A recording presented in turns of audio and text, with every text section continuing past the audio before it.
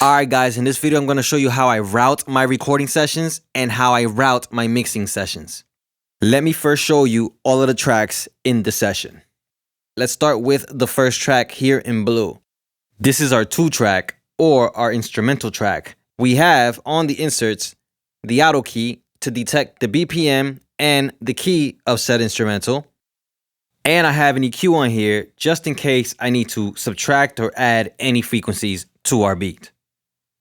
Next, we have these purple channels, which are our vocal channels. Everything gets recorded on separate tracks. Now let's go ahead and scroll to the right. In green, we have our effects channels.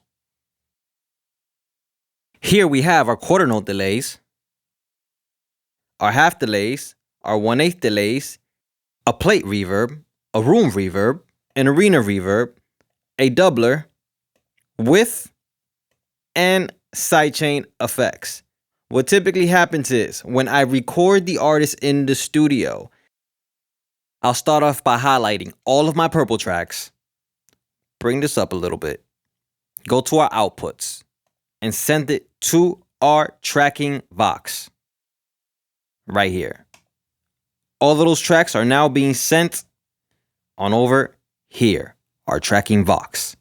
So basically on a tracking Vox bus, I have a de-esser to clean some of those S's while we track, an EQ to clean some of those frequencies that we don't need, very subtle, nothing too crazy. We're sending that to a sidechain.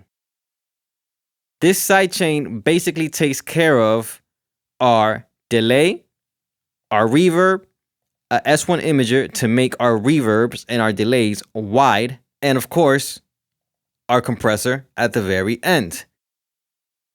This is so the effects doesn't get in the way of the vocals when the singer or rapper is performing. If you guys need me to show you how to set up the sidechain, just leave it in the comments. Now, let's proceed on to the mixing side of things. We now have our leads / main bus, our dubs, our highlights, our ad-libs, and our harmonies. When I go to mix, I start separating all of these tracks from the tracking box and grouping them in their desired bus. Sometimes you'll have multiple harmonies that you want to group, multiple highlights, dubs, or leads and mains that might overlap, and this helps during the mixing process. If the 2-track has stems or track outs, we can separate them, which is why I have here a bass bus, drum bus, melody bus 1, and melody bus 2. And we have all the transition / effects. We start sending that to their desired buses for processing. Let's go ahead and rewind a little bit. Our vocal buses are being sent to a main vocal bus. That's so we have control over everything. Sometimes the client might say, hey, can you turn my vocals up a little bit or turn my vocals down? We do that right on this fader. Same thing with our instrumental. We have the bass, the drum bus, the melody bus 2, transitions and effects, and we have all of that being sent to a instrumental bus. So we control that right here. There's a reason why I have all of these tracks or buses separated, because I want full control over the mix. Now this also applies to our effects tracks. These are all going to their own effects bus, so we control them all at once as well over here.